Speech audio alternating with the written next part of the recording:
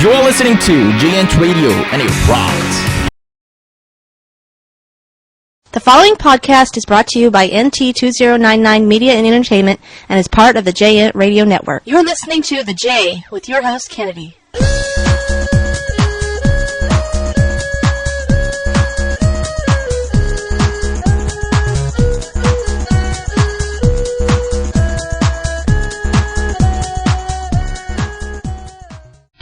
Hello everyone, welcome to J-ENT Radio. Today is December 24th, it's Friday, Christmas Eve. I hope you guys are having a great day today. It's the final day to shop before Christmas, so I'm sure a lot of you are with me in the fact that we love to shop at the last minute. Well, actually, I don't love it. I do it because I have no time to, or perhaps I'm just lazy to shop earlier. I don't know. Truthfully, I think I pretty much got a lot of my shopping done last week, and I think one thing I was not really expecting were my clients to give me really cool presents, and now I kind of feel bad because they gave me really nice, expensive presents, and I didn't give them squat. Well, I gave them a thank you and have a great Christmas, and wow, thank you. It's just not the same, and it's something I was not expecting. But next year I'll get them something. So, you know what? I'm gonna go ahead and experiment with my mixer audio inputs with this episode. Right now, I know yesterday's episode, I was listening to it when I was driving, and the bass sounded like it was too low, or my voice sounded like it just sounded very it sounded like your typical late midnight episode, and that's something I don't want to do, because I know that I listen to a lot of Japanese, not just podcasts, but also web streaming episodes, or you know what I mean, webcasts, and the women, they have that soothing voice, especially the guys, and when they talk is, welcome to this radio station, and hope you guys are enjoying a great day of that's one thing I don't want to do with J-ENT Radio. I don't want to give this soothing feeling that you have to listen to my podcast. No, of course not. So I'm going to just wing it this time. I'm not going to do so much editing, so you're going to hear my chair creak, you're going to hear the instant messenger go off, you're going to hear my email, my entourage go off, and just going to talk about what's happening in Japanese entertainment today. And speaking about Japanese entertainment, a lot of you out there may have noticed that a lot of the J-pop BitTorrent sites have gone down. Not just the BitTorrent trackers, but also the major popular trackers like Supernova. And if you go to Slashdot, you'll notice that they have letters, the cease and desist letters, and also letters by the MPAA and certain movie companies threatening even the ISP, saying, hey, don't delete this illegal stuff or we're going to sue you. Keep it on your system, and I guess that's for them to build a case on. So they're trying to figure out who the owners of certain BitTorrent trackers are, and that's what's been going on.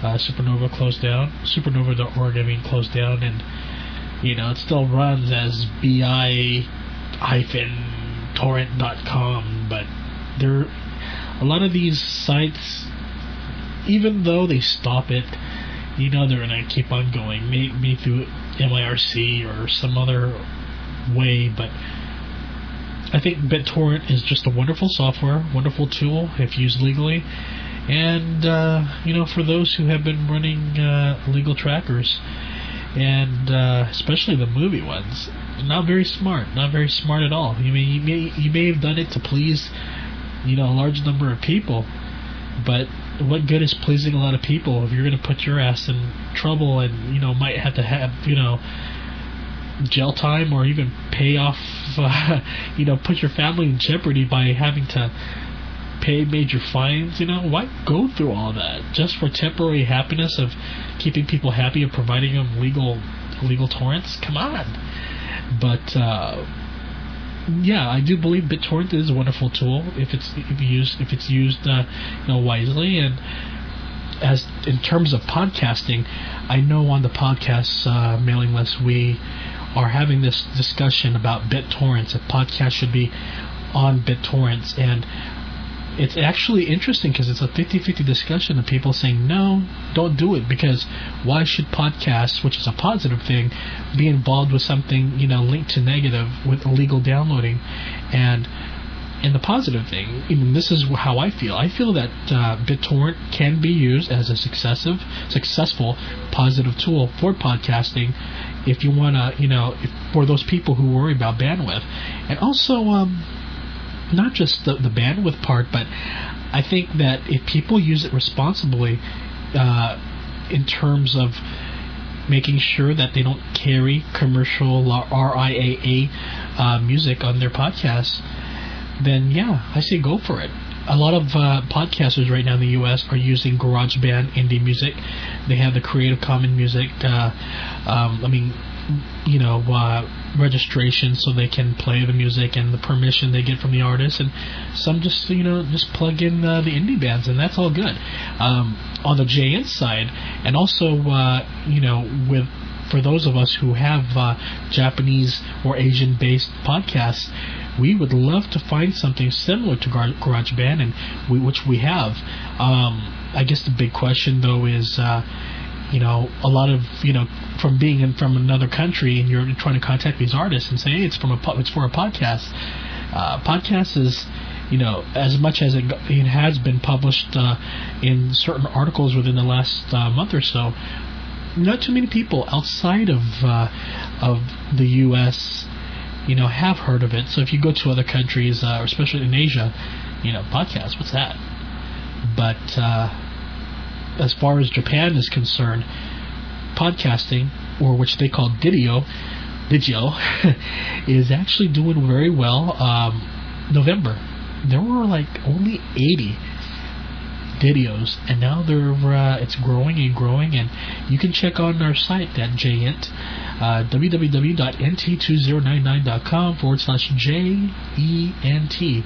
That's capital J hyphen capital E capital N capital T / and check right there, click on Japanese podcast, and that'll take you to the Digio site. And what's happening here? Okay. It's unfortunate, but Yuko is in the YY. But in terms of Japanese news, let's see what's happening. Oh, Mainichi Daily News has this Xmas in Japan photos. So for those of you who miss Japan or wondering how the Christmas spirit is being presented in Japan, go ahead and visit mdn.mainichi.co.jp to check out how Christmas is going on over there. Let me check out what's going on with YY here. YY is usually a translation of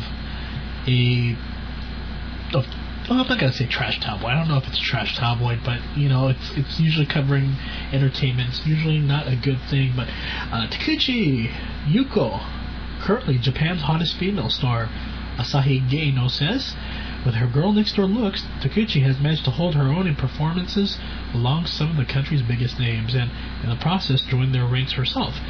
A platoon of some Japanese biggest hunks are rumored to be smitten by the 24-year-old actress, but also being whispered about is a huge project where Yuko could reveal more of her skills than she has shown in her brief career to date. Takuchi first attracted notice back in 2002 when it was learned that the largely unknown was supposedly leaving a trail of much older men in her wake. Among them was heartthrob Kamikawa Takaya, with whom Takuchi was virtually shacked up with until they broke off about a year ago. News of the relationship, though, gave Takuchi her big first big break and has since led to collaborations with a handful of Japan's other A-list actors such as Kimura Takuya, who was her co-star in the TV drama Pride. Kimutaku botched his kiss scenes with Takuchi countless times, forcing to retake after retake. A TV Guide reporter tells Asahi Gaino, "He messed up so many times, some people thought he was doing it on purpose." Multi-talented kabuki actor Nakamura Shido is also apparently besotted with Takuchi after appearing with her in a movie and reportedly sends her piles of text messages daily. The Takuchi appeal stretches further than just her male co-stars, explaining the inordinate amount of interest in the rumors of a grand plan in the works. Work is going ahead on a huge project incorporating publishers, TV and movies. The TV industry insider tells Asahi, Takuchi is going to appear in the TV dramatization of one of the publisher's novels, then later appear in the big screen depiction of the book. The project interest comes, however, because whispers that Takuchi will be displaying more than her acting talents as the project goes ahead. I don't think it will be possible on TV, but when my book dramatization makes it to the movies, Takuchi may do her first nude scenes. Takuchi always been the type who's prepared to strip off in the name of giving a real performance, a movie business source says. Don't forget, Queen of Squeaky Clean Tokiwa Takako stripped off for raunchy sex scenes when she appeared in a Hong Kong-made movie, and she's got the same handlers as Takuchi. And you can read more about this on the Face of the Weeklies of YY by Ryan Connell, December 24th.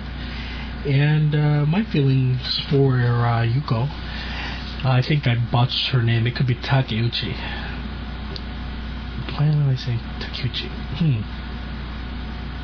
How would you pronounce it? Takeuchi? Maybe that's right, Takuchi. Anyway, my favorite performance from Yuko would be her performance from Mukudono. And I think that was a wonderful Japanese drama. It was with her and Nagase Tomoya of Tokyo, and that was a great performance by her. She was also in a movie not too long ago with SMAP's Kusanagi Tsuyoshi, and I think it was Yomi Gaeri, was it? I think that was it. But she's a great actress, and she is in hot demand right now, and I don't know. She doesn't seem like the person that I can see doing nude type stuff. I mean, I could see Takiwa Takako. Yeah, I could see her. I could see many other actresses, but Yuko is like the pure girl. And it would shock... Well, you know what? 2004 has been a shocking year anyway, especially with the Abe Natsumi thing, a Morning Musume, and, she was the cool, pure girl, and, someone who I thought would never do wrong, and, look what happened recently, so I guess you never know. So, okay. Ryan Connell also has a second story, and this one has to do with Christmas Eve. Santa's not the only one who comes on Christmas Eve in Japan. Uh-oh. I wonder where this is going. Christmas in Japan usually means bright lights, crass commercialization, long lines for Kentucky Fried Chicken, Yuletide dinners, and young couples swarming to give the nation's thousands of love hotels their biggest business day of the year. I don't know if I should read that. This might not be office safe if people are playing this in the office, so... what the hell. Many young women in particular see Christmas Eve as a holy night in terms of relations with their partners, and rarely is it a silent night, as Weekly Playboy discovered when it went out to see what 20-something OLs have got planned to fill their stockings. My Billy has started to stick out a bit recently, which has made me come up with all these silly excuses to avoid having sex with the guy I started seeing in early November. He's expecting me to have a nice body. Just the other day, he told me that a woman who's hard to get is even more attractive, but there was no way he was going to go without at Christmas. A 28-year-old woman in the data handling business tells Weekly Playboy, "Since then, I've been eating one meal daily, having steam baths, trying to walk 20,000 paces a day, and doing 200 sit-ups. I'm busting my guts." At least she's got a boyfriend. It's a different story for a 25-year-old woman from a machine manufacturing company. "More than anything, I don't want to spend Christmas alone. I've been going to matchmaking parties once a week since the start of November and been working out all these strategies with my friends to try and find a guy, but all I've ended up with has been 3 one-night stands. I can't believe it. With the holy night so close and all, she says. A 24-year-old communications worker says she has different problems to chew over. I've never performed fellatio on my boyfriend of about 1 year. In fact, I've never performed it on anybody at all since I was born. I'd really like to do it for him as a gesture of thanks and for Christmas, she tells Weekly Playboy. I've been practicing by peeling a banana using only my mouth. I've only practiced 4 times though. Okay. That was, you can find more about that story from Mainichi Daily News. Again, http://ndn.mainichi, mainichi.jp/YY. So there you have it. Not much news happening in terms of Japanese entertainment today. As I take a look at several of the websites, not much is happening. A lot of it's too serious that I don't want to hear serious stuff on Christmas Eve, and I'm sure neither of you do too. So I'll just go ahead and end this episode with a Christmas song. The final Christmas song of 2004 for J-ENT Radio. And it is White Love, the Christmas Standard by Speed. So anyway, you guys, have a great Christmas. Have a safe Christmas. And if you're currently living in Tokyo, keep it cool. Don't eat too much KFC, because Japanese KFC is certainly greasy. So